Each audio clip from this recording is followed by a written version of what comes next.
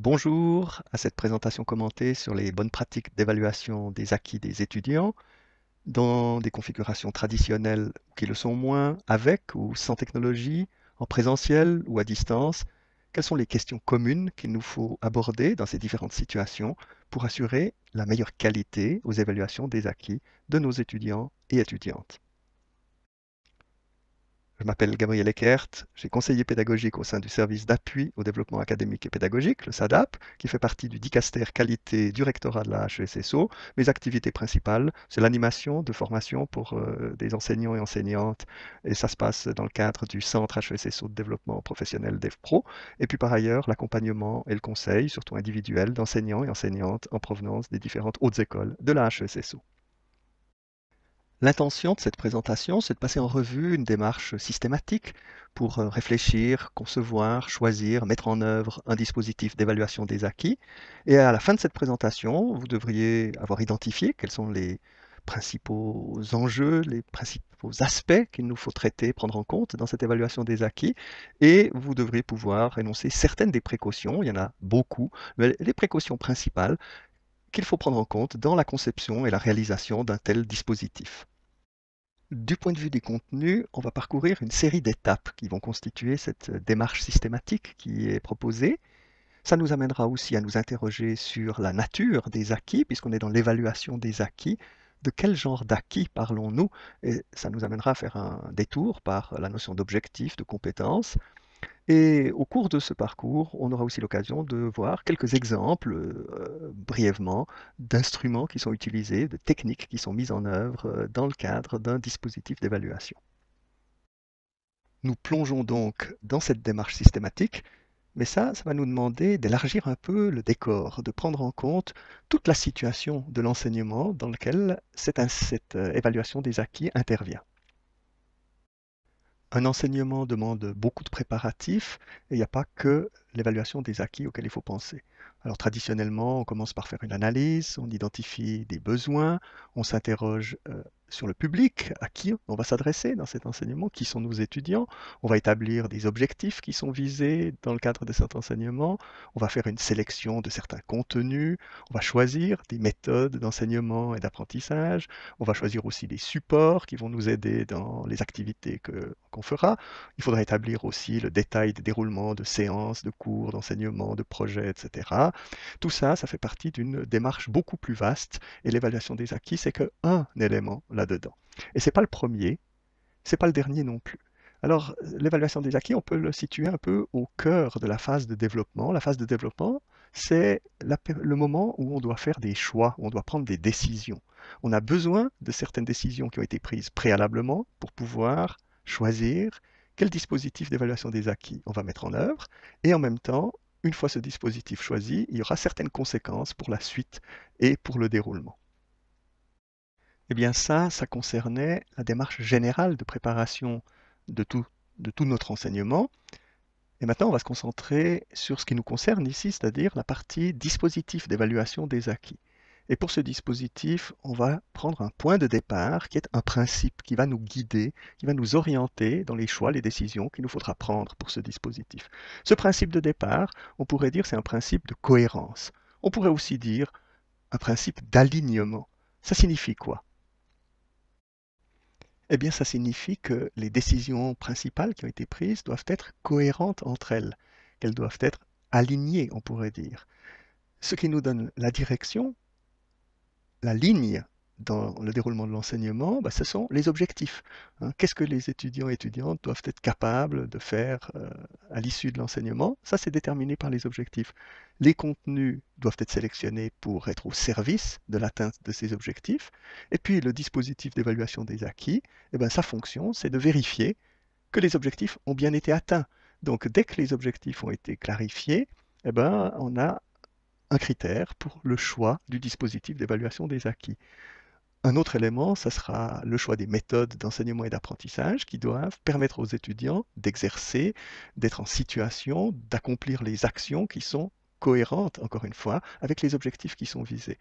Donc l'alignement, ou cette cohérence dont il était question, ça illustre le fait que les décisions principales prises pendant le développement se renforcent l'une l'autre, assurent la meilleure efficacité au déroulement de l'enseignement.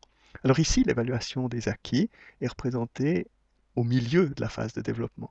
Bien évidemment, ça ne signifie pas qu'on va faire passer des tests aux étudiants et étudiantes à ce moment-là, parce que ce qui est représenté ici, c'est la conception, les choix, les décisions qu'on prend à propos de l'évaluation des acquis. La mise en œuvre de cette évaluation, elle aura lieu beaucoup plus tard, bien évidemment, dans le déroulement, dans les séances de cours, à l'issue de ces séances, lors des examens, etc.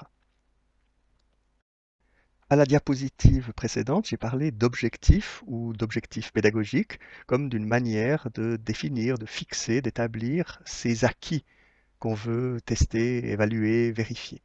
Eh ben, la notion d'objectif, ça va nous amener à faire un petit détour parce qu'il y a un peu de terminologie à clarifier autour de cette notion. Une manière classique de réfléchir à un enseignement, c'est d'utiliser le modèle dit du triangle pédagogique, dans lequel on représente au sommet d'un triangle, d'un côté l'enseignant, l'enseignante, de l'autre les étudiants, étudiantes, et puis sur le troisième sommet, on met, on peut dire, l'objet qui est traité dans cet enseignement, le savoir, les connaissances, les capacités qui font l'objet véritablement de cet enseignement. Alors la perspective naturel, traditionnel, spontané de l'enseignant, c'est de mettre l'accent sur ce qu'il, elle fait, c'est-à-dire enseigner. Ce qu'on peut identifier à un côté du triangle. Sauf que la raison d'être de l'enseignant, en soi, c'est pas d'enseigner, mais c'est de faire apprendre. Et ça, c'est un autre côté de ce triangle, c'est donc d'obtenir un résultat chez ses étudiants. Et cette transposition veut dire que le centrage naturel que l'enseignant, l'enseignante a sur son activité, sur les contenus qu'il ou elle amène, ça demande à être, on pourrait dire, comme décentré, se décaler vers ce qui doit être obtenu, qui se passe du côté des étudiants, concrètement, ce que les étudiants et étudiantes doivent acquérir, les capacités, les savoirs, les connaissances, les compétences qu'ils, elles, doivent développer. On retrouve cette double perspective dans la manière qu'on a de décrire un enseignement, la manière de réfléchir aussi à un enseignement, la manière de piloter son déroulement. Alors, la perspective traditionnelle ici, elle se fonde encore une fois sur le point de vue issu de l'enseignant. C'est la description en termes des contenus qui vont être transmis. Typiquement, le descriptif de cours va inclure la liste des contenus, la table des matières, etc. Et c'est spontanément le discours que l'enseignant fera en parlant de son enseignement. D'un autre côté, moins naturel, mais plus important vraisemblablement, c'est la description en termes de ce que les étudiants doivent acquérir, la description en termes soit de ce qu'on va appeler les objectifs pédagogiques ou les objectifs d'apprentissage, ce qui doit être acquis par les étudiants à l'issue de l'enseignement, ce que les étudiants et étudiantes doivent être capables de faire et de démontrer à l'issue de cet enseignement, soit par ce qu'on va appeler les compétences qui doivent être développées par les étudiants et étudiantes. Alors, si on utilise le terme compétence dans ce contexte-là, apparemment, c'est clair. La compétence, elle désigne ici quelque chose de bien identifié. Oui, mais en pratique, c'est pas si clair que ça, parce qu'on observe que dans le langage courant, le terme compétence est également utilisé pour désigner ce qui est appelé ici les objectifs pédagogiques, et on va même trouver ce terme dans d'autres contextes, à la limite aussi dans le langage que l'enseignant, l'enseignante utilise, avec la perspective plutôt de ce qu'il transmet. Je leur transmets des compétences, ça fait partie d'un discours qu'on peut entendre. Donc on a ce terme compétence qui est employé un petit peu à différentes sauces, on pourrait dire, dans des significations en soi distinctes qu'il va falloir clarifier. Donc qu'est-ce que c'est que cette notion un peu mystérieuse de compétence? On vient de voir que c'est protéiforme et que c'est un terme polysémique. Avançons un peu. Pour définir plus précisément ce que c'est qu'une compétence, je me fonde là sur le glossaire enseignement de la HESSO, qui s'appuie dans ce cas sur un auteur classique du champ des compétences. Et ce qu'ils nous disent là, c'est que la compétence, c'est un savoir-agir complexe. C'est une formule synthétique pour désigner cela. Ça veut dire quoi, un savoir-agir complexe? D'abord, ça veut dire qu'on est dans le champ de l'action, agir. Mais ça veut dire aussi que on n'est pas dans le champ du savoir, c'est pas un savoir-faire non plus, c'est pas un savoir-être, c'est pas un savoir, c'est quelque chose encore d'un autre ordre, et c'est quelque chose qui est aussi de l'ordre d'une certaine complexité. Alors ce savoir-agir complexe, c'est un peu du jargon, il est dit être fondé sur la mobilisation, la combinaison d'un ensemble de ressources. Ces ressources sont vues comme internes. Ah, c'est là qu'on trouve le savoir, le savoir-faire, le savoir-être, ou il peut y avoir des ressources externes, des réseaux, des documents, etc. Tout cela, cette mobilisation, cette combinaison, elle est censée se passer à l'intérieur d'une famille de situations. Je ne vais pas entrer sur le détail de ce formalisme, ce jargon, qui a le mérite d'être précis, mais disons, ce n'est pas l'objet principal qui nous concerne ici. Ce que je veux mettre en évidence par là, c'est le contraste entre la compétence d'un côté et ce qu'on pourrait dire être les ressources de l'autre. Les ressources dans lesquelles se cache, on pourrait dire, la perspective des contenus, des disciplines, des objectifs dont on parlait tout à l'heure. Cette double perspective se transpose aussi à la manière de structurer, de construire, de documenter un programme de formation, un plan d'études, une filière. La manière traditionnelle de réfléchir à cela et de le documenter, c'est la décomposition par discipline. C'est-à-dire que je traite les différentes branches, je consulte le plan d'études ou je consulte aussi l'horaire de la semaine, par exemple, et je vais voir une décomposition en termes des branches. Il va y avoir de la physique, des mathématiques, de la comptabilité, du marketing, etc. Une manière alternative de faire, c'est la logique des compétences. Et là, je réfléchis plus en termes des disciplines ou des branches, je réfléchis en termes de ces savoirs agir complexes, c'est-à-dire en termes d'actions complexes qui sont significatives professionnellement, que le professionnel accomplit dans sa vie quotidienne. Et là, on va être dans le registre de l'action et des verbes pour décrire ça. C'est plus du tout la logique des branches et des disciplines. Suivant qu'on est dans l'une ou l'autre de ces perspectives, ça va avoir une énorme influence sur le dispositif d'évaluation des acquis. Parce que si je suis dans une approche par compétence, l'objet de l'évaluation des acquis, c'est une compétence, justement, c'est-à-dire quelque chose de vaste, de complexe, de nature intégrative, qui doit être observé en situation et qui ne se limite pas aux frontières d'une branche ou d'une discipline. Par contraste, si je suis dans une approche par discipline, l'objet de l'évaluation, c'est une ressource dans cette terminologie. Ça veut dire un savoir, un savoir-faire peut-être, une certaine attitude. Tout ça peut être évalué hors contexte, tout ça peut être évalué plus isolément. C'est quelque chose de plus restreint, plus réduit, plus facile aussi à mettre en œuvre dans le dispositif d'évaluation. Dans cette double perspective, on peut se positionner de manière plus ou moins marquée d'un côté ou de l'autre de cette opposition qui est décrite ici. Bien souvent, on a des filières qui sont positionnées plutôt d'un côté, mais peut-être certains enseignements qui apparaissent un peu plus de l'autre. Par exemple, on peut avoir une filière qui est quand même fondamentalement structurée dans une logique des disciplines et des branches, mais on a, admettons, des projets intégrateurs qui se réalisent et qui, eux, sont davantage dans la logique de ce savoir-agir complexe intégratif. Et n'oublions pas, en pratique, que le vocabulaire est souvent flou, le terme compétence est utilisé de manière souvent assez approximative. Nous aurons l'occasion de voir certaines conséquences de cette double perspective, mais pour l'instant, on termine ce petit détour par les compétences et on revient à notre démarche systématique de conception, réflexion, planification, développement d'un dispositif d'évaluation des acquis. Notre démarche a été lancée avec le souci de la cohérence, l'alignement entre les différents éléments clés de l'enseignement et elle se poursuit maintenant avec la réflexion sur les intentions que nous visons. Pourquoi est-ce qu'on veut un dispositif d'évaluation finalement? Pourquoi est-ce qu'on veut évaluer? Les étudiants sont rarement ravis de devoir subir des tests ou examens et les enseignants, enseignantes, je les vois rarement enthousiastes aussi à l'idée de faire passer des sessions d'examen ou de corriger des piles de copies. Donc personne n'aime tellement faire cela et pourtant tout le monde le fait. Pourquoi est-ce qu'on fait des évaluations si personne n'aime ça? À quoi ça sert finalement? Une première réponse, c'est de dire qu'on fait une évaluation des acquis pour vérifier que la cible a bien été atteinte. Cible qui peut être exprimée en termes d'objectifs ou de compétences, on l'a vu. Une autre réponse peut être qu'on fait des évaluations pour voir si l'étudiant, l'étudiante est en bonne voie de se rapprocher de la cible et sur le bon chemin. La première réponse met l'accent sur le résultat final, la deuxième met l'accent sur le processus pour parvenir à cela, le chemin pour progresser. Ces deux réponses ont de l'intérêt, de la validité, et ça met l'accent sur deux intentions différentes.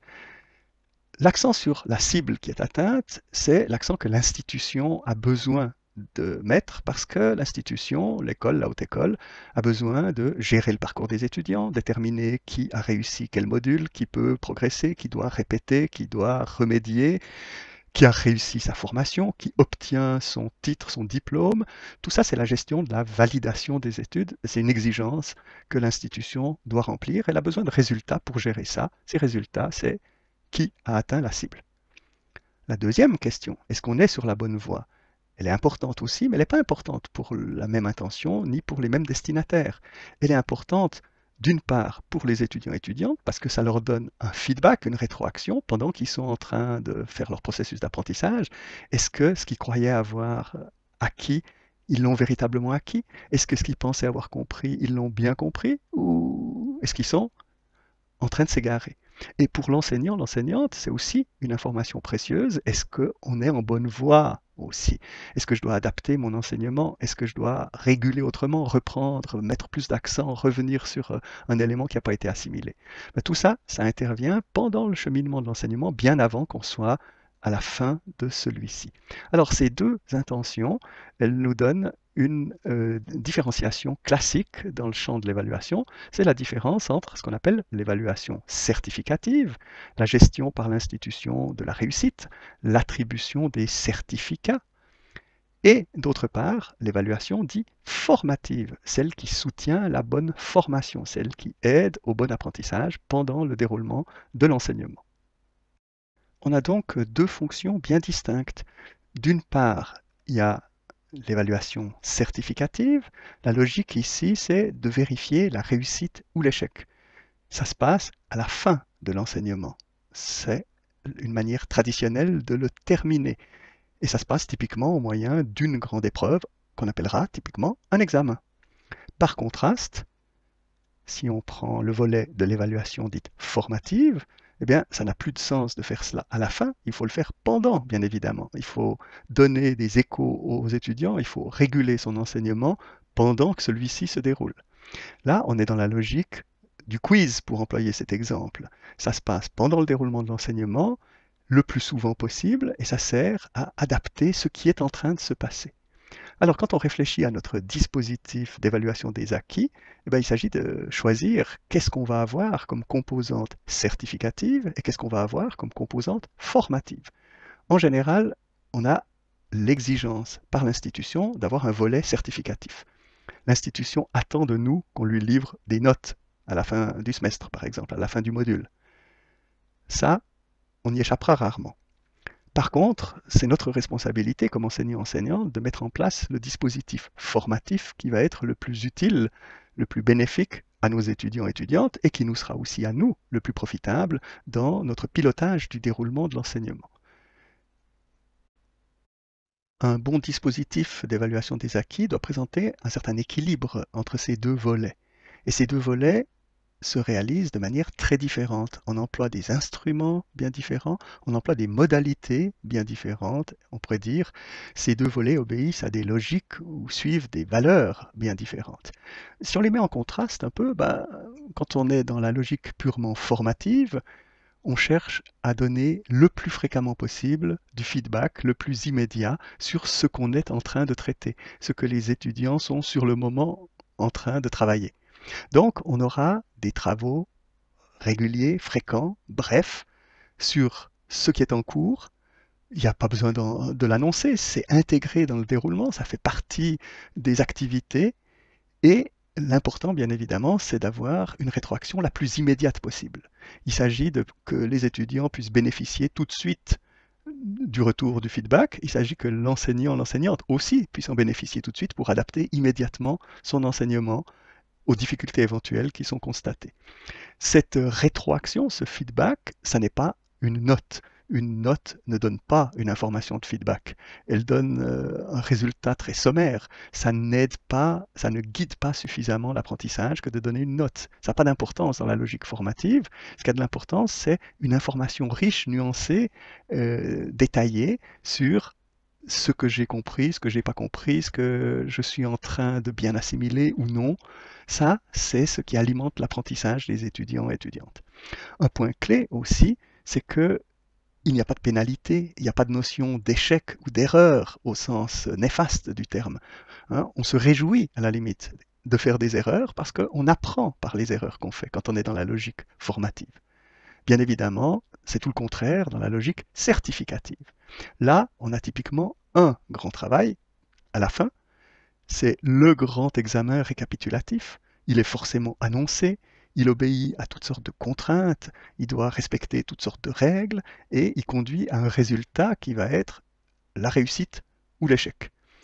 Bien évidemment, on va affiner ça en disant c'est une belle réussite, largement suffisant, ou c'est un échec léger ou un échec grave. Donc on aura une échelle qui va donner des informations en plus, mais l'élément clé, c'est le seuil du suffisant ou de l'insuffisant qui va décider de la suite du parcours, typiquement. Là, l'erreur ou l'échec est à éviter parce que ça conduit à une pénalité, il va falloir répéter, il va falloir remédier, etc. Donc on n'est pas du tout, le statut de l'erreur est complètement différent dans ce volet certificatif. Et puis on a des exigences de qualité des épreuves. Il faut assurer une équité entre les étudiants, il faut se prémunir contre les recours, etc. On veut éviter la tricherie, il faut vérifier l'identité des étudiants qui passent leurs examens. Toutes ces problématiques n'existent pas du tout dans la logique formative. On n'a pas d'exigence de qualité si importante. Ce qui compte, c'est d'être dans le processus en train de se dérouler de l'apprentissage. Alors on poursuit notre démarche systématique et après avoir clarifié pourquoi on veut faire de l'évaluation, on détermine maintenant comment on va faire cette évaluation et ça, c'est l'objet du choix des instruments de test et d'évaluation. Il y a une grande variété d'instruments d'évaluation qui sont utilisables. Pour en donner un petit aperçu, on peut commencer par le groupe des instruments écrits. Dans ces instruments, les étudiants et étudiantes doivent fournir une certaine prestation écrite. L'épreuve consiste en une production écrite qui leur est demandée, production d'ampleur très variable. Les exemples les plus connus, les questionnaires à choix multiples, la production est extrêmement sommaire puisqu'il s'agit simplement de faire une croix dans une case, on pourrait dire.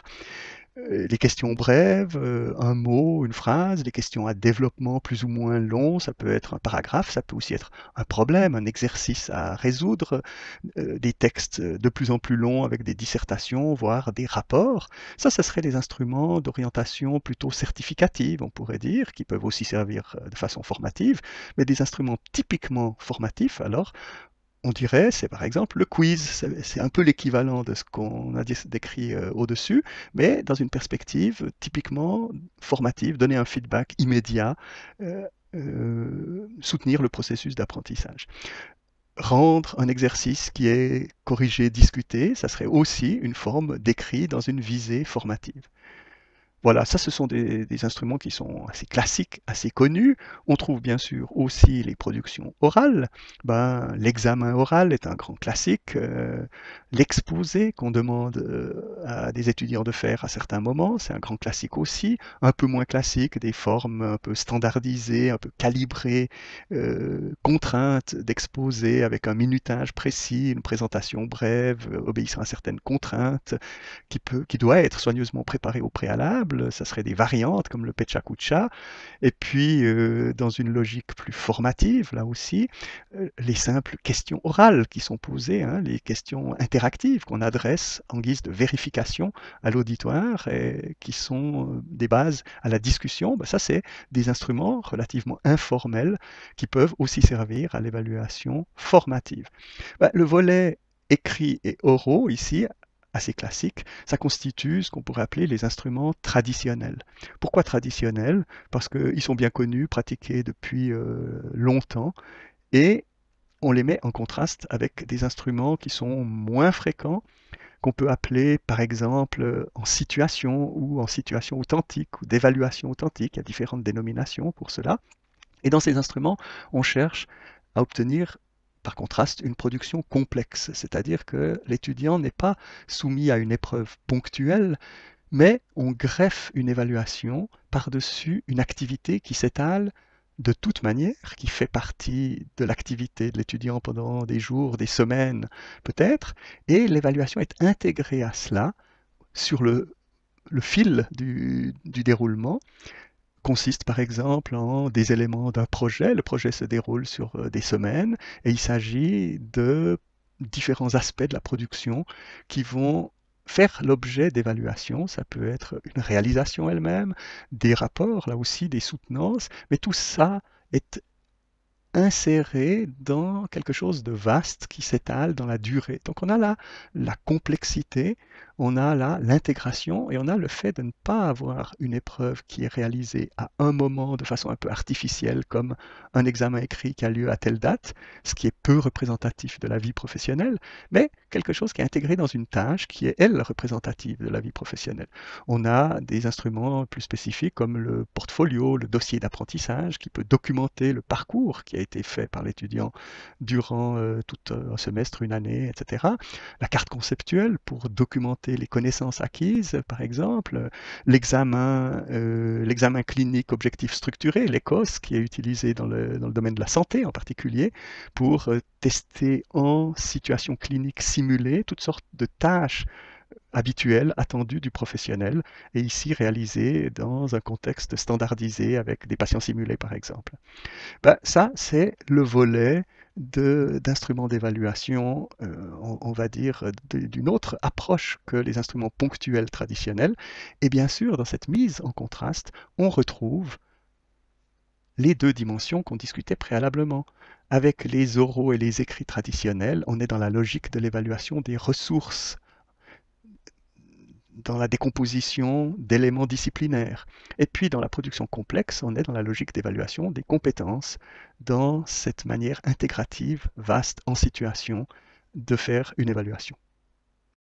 À titre illustratif, voilà à quoi peut ressembler une carte conceptuelle, donc une production que l'étudiante doit effectuer petit à petit, au fil d'un développement qui se passe en accompagnement de son apprentissage sur des semaines.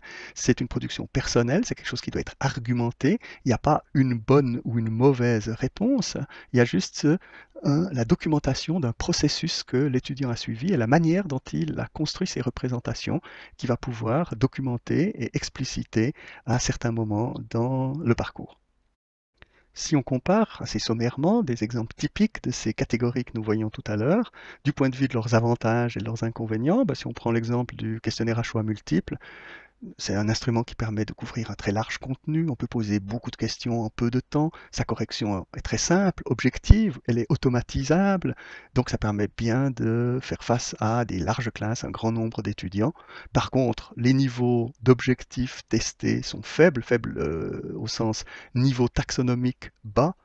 Il y a de grands risques de tricherie, il faut mettre en œuvre toutes sortes de dispositifs pour s'en prémunir. Ça demande un effort de rédaction qui est assez considérable, souvent sous-estimé. Si on prend l'examen oral comme autre instrument typique, là par contre, ça permet d'atteindre des niveaux d'objectifs du point de vue taxonomique qui sont élevés. Ça permet un accès privilégié au raisonnement de l'étudiant, de l'étudiante. Il y a l'avantage d'un déroulement flexible, avantage et parfois piège.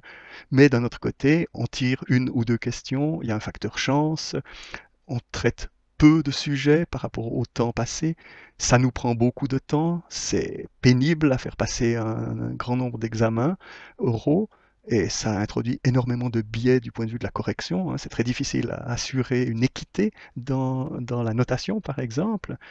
Et pour prendre encore un autre exemple dans un champ d'évaluation plus authentique, ben, un rapport de projet, là, ça a l'avantage souvent d'une production très significative, représentative de la vie professionnelle, souvent favorisant un très fort investissement de la part des étudiants. Mais là aussi, on a des difficultés quant à la correction, c'est lourd, c'est difficile, c'est pas simple d'assurer l'équité non plus. En résumé, il faut choisir l'instrument d'évaluation en premier lieu selon sa cohérence avec les objectifs, les compétences visées. Bah, aucun instrument n'est universel. Ça signifie qu'il n'y a pas d'instrument d'évaluation qui permet de tester tous les niveaux d'objectifs, tous les domaines de compétences. Chacun des instruments a des avantages, mais chacun a aussi des défauts. Ce n'est pas les mêmes. Ça signifie qu'en pratique, souvent, une certaine combinaison de plusieurs instruments peut donner les meilleurs résultats de façon à combler en partie par l'un les lacunes d'un autre. On trouve dans la littérature toutes sortes de tableaux résumés, comparatifs, des usages, avantages, inconvénients, limites de différents instruments. À titre illustratif, ici, j'ai trouvé un tableau synoptique assez intéressant qui est consacré plus spécialement aux instruments d'évaluation utilisables à distance. Mais ça se présente comme un grand tableau qui organise différents types d'épreuves en fonction de différents objets d'évaluation qui peuvent être pris en compte et différentes manières de le réaliser, ici à distance, en mode synchrone ou asynchrone, de façon individuelle, voire en groupe, le tout étant aussi investigué du point de vue des niveaux taxonomiques des objectifs qui peuvent être évalués dans le champ cognitif. Donc ici, on est dans l'évaluation typiquement de ressources, avec une qualification en termes d'usage plus ou moins adapté, envisageable ou inapproprié. Voilà un petit exemple qui peut être assez précieux et qui est ensuite développé. C'est un document qui est publié par le Centre de soutien à l'enseignement de l'Université de Lausanne à partir de travaux de l'Université Laval. On poursuit notre démarche systématique et après avoir choisi notre ou nos instruments d'évaluation, eh bien, on passe à la réalisation, la conception, la production de l'instrument à proprement parler, c'est-à-dire, par exemple, la rédaction des questions, c'est le travail pratique de production. Il est impossible de donner des suggestions en termes généraux pour les instruments d'évaluation parce qu'il y a de multiples règles, de multiples recommandations pour assurer une bonne qualité, mais c'est toujours spécifique à un type d'instrument donné. C'est-à-dire que, bah, par exemple, pour un QCM, les règles de rédaction ou les recommandations sont bien évidemment toutes différentes de la production d'un écosse ou de la préparation d'un examen oral, par exemple. Alors, il y a une littérature abondante là, mais qui va chaque fois être spécifique à un instrument donné. On peut trouver des bouquins entiers sur la production des items de QCM, par exemple. En plus de l'effort pour la qualité de mesure des questions utilisées, par exemple, bah, il faudra, le cas échéant, investir un effort additionnel pour la prévention de la fraude, des tricheries. Et là, on peut avoir toutes sortes d'outils qui vont nous aider à gérer cela, mais ça dépasse le cadre de cette petite introduction. Une recommandation générale quand même qui est formulée, c'est de bénéficier d'une relecture par un regard externe, d'offrir à un collègue, une collègue, de jeter un coup d'œil sur ses productions et de lui demander de faire de même avec les nôtres. Ça, c'est toujours bénéfique. Après avoir fini la production de l'instrument, on va poursuivre notre démarche systématique et le prochain point, ça consistera à communiquer à ce sujet en informant les étudiants et en veillant à ce qu'ils puissent bénéficier de l'entraînement approprié pour l'instrument ou les instruments que nous avons choisis. Auriez-vous un cours où le prof attendra pas après l'examen pour nous dire clairement ce qu'il attendait de nous? Bah, cette caricature condense un reproche qui est fréquemment énoncé par les étudiants et étudiantes envers leurs enseignants, c'est l'impression que on leur cache quelque chose, l'impression que les enseignants ont des attentes très claires pour eux, mais qu'ils refusent de les communiquer, qu'ils ne le disent pas, et qu'il s'agit de deviner ce qui est attendu. Il va donc s'agir de communiquer le plus précisément possible toutes les informations relatives au déroulement, à l'organisation, aux modalités du test, des épreuves qui vont se dérouler, en particulier s'il y a eu des changements, des modifications par rapport à ce qui était envisagé ou ce que les étudiants connaissent. Tout ça, ça va réduire leur stress et ça va donc limiter les erreurs qui autrement interviendrait dans la mesure faite par le test, à cause de facteurs étrangers à ce qu'on prétend mesurer. Par ailleurs, il faut veiller à ce que les étudiants aient une familiarité suffisante avec la situation du test. Il y a toujours un caractère un peu artificiel dans le test. Parfois, il faut utiliser des outils, des instruments qui ont des spécificités et qui peuvent eux aussi constituer une barrière artificielle. Donc, un entraînement suffisant doit être proposé aux étudiants avec les outils et instruments spécifiques employés durant le test. Typiquement, c'est le test à blanc qui permet cela. Enfin, nous sommes prêts. Le jour de l'épreuve est arrivé et c'est donc le moment de la passation du test et du recueil des données lors de celui-ci. Mais en fait, la notion de passation, elle est liée aux instruments plutôt traditionnels dont on parlait précédemment. C'est le fait d'avoir une épreuve à un moment bien identifié, hein. C'est le moment ponctuel où on passe cette épreuve à proprement parler. Quand on est dans une approche d'évaluation en situation authentique, on n'a pas cette notion d'épreuve ponctuelle, parce qu'on est dans une intégration d'un processus, on est dans une activité qui s'étale dans la durée. Si je fais un stage, je n'ai pas un moment d'épreuve bien identifié. La totalité du stage sert de moment dans lequel, par observation, j'aurai une évaluation qui sera menée par quelqu'un qui m'accompagne, par exemple. Et là, on retrouve cette opposition qu'on avait déjà vue à plusieurs reprises entre l'approche par discipline, avec les instruments traditionnels ponctuels et le morcellement d'une branche, d'un élément, d'un objectif, par contraste à l'approche par compétence, avec cette visée toujours intégrative qui les caractérise. Si on prend à titre d'exemple un instrument un peu intermédiaire qui a un aspect d'épreuve, mais en même temps qui construit cette épreuve dans une simulation qui recrée de façon la plus réaliste possible une situation professionnelle, c'est donc l'ECOS, l'examen clinique objectif structuré. On a une série de postes qui représentent des tâches typiques de la vie professionnelle. Bah, ici, dans le domaine de la santé, c'est un poste où il s'agit de prendre la pression d'un patient, si simulé, tout en veillant à avoir une relation judicieuse avec cette personne. Puis en sortant de ce poste, il y en aura un autre, où il y aura une autre tâche classique, et l'étudiant va ainsi passer à travers une série de postes qui vont l'occuper pendant des heures, une demi-journée peut-être, comme une suite d'activités professionnelles typiques qu'il pourrait devoir accomplir. En même temps, cela va être observé ici directement par un ou des observateurs qui vont utiliser la grille que vous avez sous les yeux, grille d'observation où on va reporter ce qu'on voit faire par l'étudiant, le comportement, les actes qu'il mène, l'attitude qu'il adopte. Si on regarde plus en détail la deuxième partie de cette grille, ben on voit que l'observation de l'attitude, du comportement, de communication de l'étudiant est ici déjà très décomposée de manière très précise, ce qui vise à objectiver le comportement que l'étudiant, l'étudiante a durant cette situation d'interaction avec un patient, une patiente simulée. Et là, le remplissage de cette grille va donner déjà un résultat qui va pratiquement nous amener à la prochaine étape que nous allons découvrir. Dans cette prochaine étape, il s'agit de passer aux corrections, une partie qui peut être fastidieuse, qui est rarement gratifiante. Dans cette phase-là, il s'agit de poser des jugements et de fonder des décisions sur la base des données qui ont été reçues, recueillies durant les épreuves, la passation ou l'observation. Ici, on peut distinguer deux temps. Il y a d'une part ce qu'on peut appeler une mesure, où on a recueilli, peut-être on doit quantifier, classer, attribuer des points en fonction de critères. Typiquement, on va utiliser idéalement une grille d'évaluation, et cette attribution de points va aboutir à un score. Puis dans un deuxième temps, il s'agira de transformer ce score en une note à proprement parler, c'est-à-dire lui donner une signification conventionnelle par rapport à une échelle de notation standard. À titre d'exemple, voilà une grille qui est utilisée pour la correction, dans ce cas d'un exercice de physique. Ben, les qualités attendues se traduisent par des critères. C'est quoi les critères utilisés ici? C'est une démarche correcte et un résultat satisfaisant.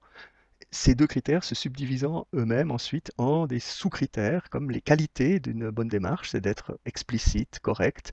Les qualités d'un bon résultat, c'est d'avoir une forme littérale appropriée, une valeur numérique exacte et une unité fondée physiquement.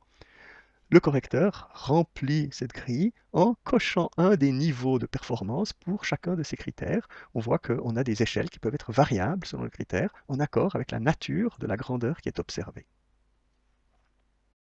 À quoi ça sert d'avoir une grille? Ben, voilà les résultats d'une petite expérience pour l'illustrer. Vous avez ici les notes attribuées par 150 enseignants qui ont tous et toutes corrigé un même exemple de problème de physique. Ils l'ont corrigé sans utiliser de grille, c'est-à-dire en employant assez spontanément leur manière usuelle d'évaluer, de noter.